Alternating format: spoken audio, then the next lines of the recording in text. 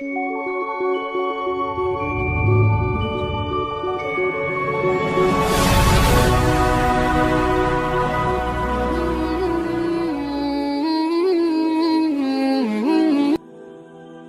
sebuah rahasia, tapi ini diantara kita saja.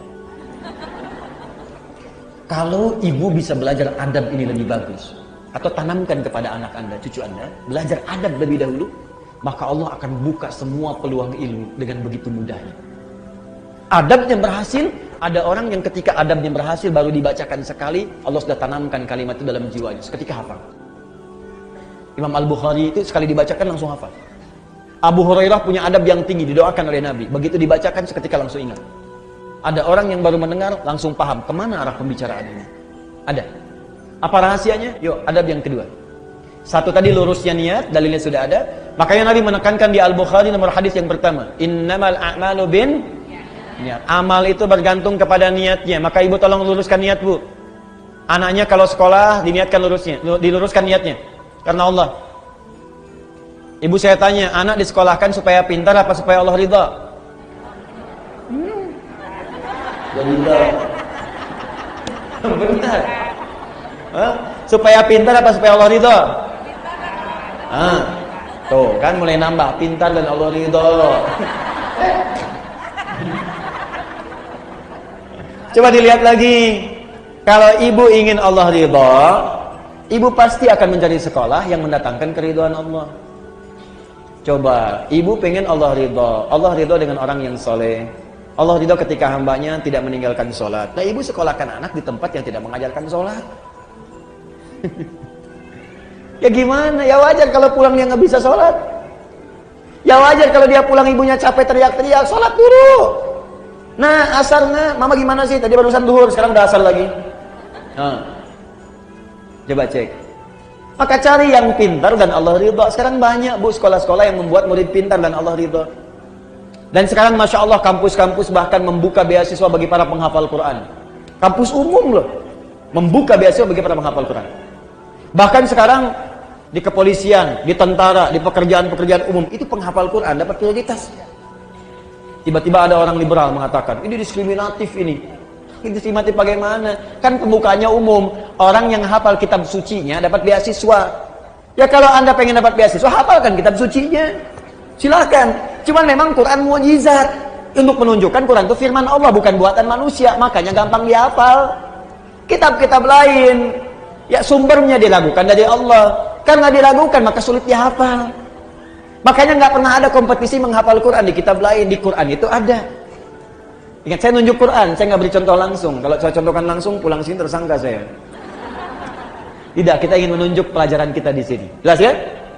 Paham? Dua. Saya cepat. Wattaqullah, tingkatkanlah takwamu kepada Allah.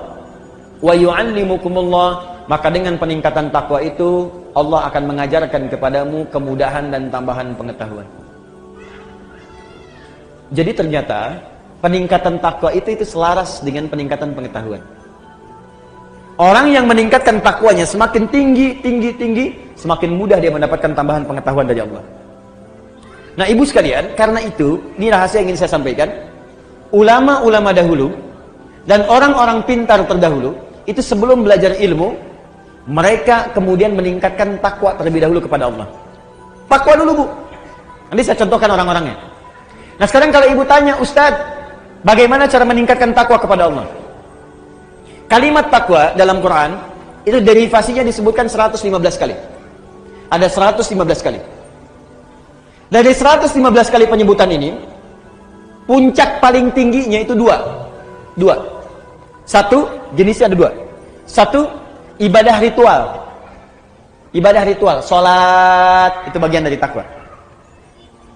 Dzalikal kitabul la raiba fi hudal lil muttaqin. Muttaqin orang takwa. Siapa muttaqin orang takwa ini? Ayat 3-nya. Alladzina yu'minuna bil ghaib wa yuqimunas shalah. Karena itu, kalau anak ibu ingin dimudahkan pengetahuan oleh Allah, Allah yang punya ilmu, Allah yang punya pengetahuan, Allah yang punya wawasan segalanya, semua tidak luput dari Allah. Ya, perhatikan, wa huwa ala kulli syai'in qadir, wa huwa bikulli syai'in alim. Semua Allah tahu. Kalau ingin diberikan oleh Allah pengetahuan itu, maka dekati Allah pemiliknya. Bagaimana caranya? Salat. Salat, salat, salat. Tingkatkan salatnya. Maka anak ibu jaga betul disiplin salat. Kalau perlu tambah bu, tahajud. Tahajud. Karena itu Nabi meminta kepada para orang tua, anak dari kecil itu diajari salat. Masih ingat nasihat Nabi? Jika anak usia 7 tahun ajari mereka salat. Usia dia 10 tahun menjelang balik tidak mau salat, maka berikan pelajaran yang membuat dia mengerti. Berikan pelajaran. Kenapa Nabi meminta anak salat, salat, salat, salat? Karena ada korelasi antara salat dengan kepintaran seorang anak. Dan kebaikan seorang anak. Jadi kalau anak dari kecil sudah rajin salat, demi Allah bu, catat kalimat saya ini. Kalau anak diajari salat dengan benar dari kecilnya, maka anak itu dewasa akan tumbuh menjadi anak yang baik dan pintar. Kedua, Al-Quran. Al-Quran. Masih ritual hubungan kita dengan Allah. Ibu saya kasih saran bu ya. Di mumpung saya lihat ada anak-anak yang tadi kecil bersuara macam-macam atau ibu sendiri. Saya sarankan begini. Mumpung masih ada waktu, ibu dekati Al-Quran. Dan dekatkan anak-anak itu dengan Al-Quran. Sudah ada penemuan sekarang, dan itu sudah dibuktikan dengan sangat jelas, bahwa orang yang hafal Quran khususnya, atau dekat dengan Al-Quran, itu Allah akan tingkatkan tingkat kecerdasannya. Kalau hafal dengan benar, itu minimal 3 kali lipat. Ada korelasi antara peningkatan kecerdasan dengan hafalan Quran. Korelasinya tinggi. Nah sekarang anak fisika itu belajar untuk ujian saja. Anak sekolah belajar hanya untuk ujian, makanya ilmunya nggak dipakai dalam kehidupan. Itu almarhum yang Habib itu kan rajin baca Qurannya, sholatnya rajin. Ya, Masya Allah, itu dan kepake ilmunya gitu. Dan sekarang pun masih dikenal. Jelas ya? Terakhir, tutup yang ketiga. Ya ayyuhalladzina amanu taqullaha wabtaghu ilaihil wasilah. Hai orang-orang beriman, tingkatkan takwamu kepada Allah dan cari wasilah untuk mewujudkan keinginanmu dengan takwa itu. Maksudnya begini. Tadi jenis takwa salat, maka ibu dalam sujud minta kepada Allah keinginannya apa? Ya Allah, jadikan anak saya ya Allah pintar dan berkah. Minta dalam sujud. Terus baca Quran bagian dari takwa. Ibu setelah selesai baca Quran, jangan cukupkan dengan kalimat tahmid, alhamdulillah atau tasbih, shadaqallah. Jangan cukupkan sampai situ. Selesai baca Quran, ibu berdoa. Ya Allah, anugerahkan kami syafaat dengan Quran ini. Ya Allah, perbaiki akhlak saya ya Allah dengan keberkahan Quran ini. Ya Allah, cerdaskan akhlak anak saya ya Allah dengan cahaya Al-Quran ini. Minta. Itu cepat dikabulkan. Saya lihat sekarang banyak orang baca Quran itu cuma selesai aja. Baca shadaqallahul azim, tasbih selesai, sudah. Enggak, berdoa dulu. Berdoa. Nah, amalan terakhir yang ketiga, rajin bersedekah. Rajin bersedekah. Imam Abu Hanifah itu termasuk orang yang rajin sedekah. Gak usah jauh-jauh bu. Rasulullah Sallallahu Alaihi Wasallam, Masya Allah, itu kalau sedang mengajar juga demikian, rajin sedekah. Nabi itu bisa ribuan kali umrah. Tapi dalam hidupnya hanya sekitar 3-4 kali saja. Ya, bisa berkali-kali haji, tapi tidak semua setiap musim haji datang. Apa yang beliau lakukan? Ternyata diantaranya mengajar para duta-duta mahasiswa yang datang dari luar. Abu Hurairah, Salman Al-Farisi, sahabat yang lain. Tinggal siapa yang ngasuh, yang biayai? Nabi. Di mana? Di sisi Masjid Nabawi. Ada Sufah namanya. Abu Hurairah radhiyallahu taala anhu, ya. Ada Salman Al-Farisi, termasuk Ali bin Abi Thalib, Ibnu Abbas, Ibnu Umar, belajar aja. Itu yang biayai Nabi. Yang nggak ada bekal, Nabi kasih makanan. Ya, kasih kemudahan dan sebagainya. Nabi itu. Dan Masya Allah ilmunya berkah. Jadi makanya saya diajari oleh guru kami, itu setidaknya kalau belum bisa memberikan sesuatu kepada murid, saya datang pada guru saya bertanya, saya berikan saya nasihat.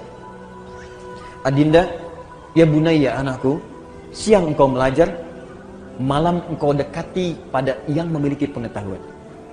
Maka mintalah kepada Allah agar ilmu yang engkau ajarkan itu meresap ke dalam jiwa-jiwa setiap murid yang belajar. Yang kedua, engkau doakan mereka. Dalam setiap malam engkau mengajar. Dan itu saya praktekkan. Pagi, siang saya mengajar, malam bangun, kita bayangkan lagi ngajar di mana, kita minta sama Allah. Ya Allah, sayangi setiap orang-orang yang belajar. Ya Allah, berkahi ilmunya. Ya Allah, lapangkan kehidupan mereka. Ya Allah, mudahkan mereka. Ya Allah, pertemukan kami di surga. Ya Allah, himpun dengan keluarga. Ya Allah, jauhkan mereka dari maksiat. Minta gitu. Itu dampaknya besar. Tinggi dampaknya.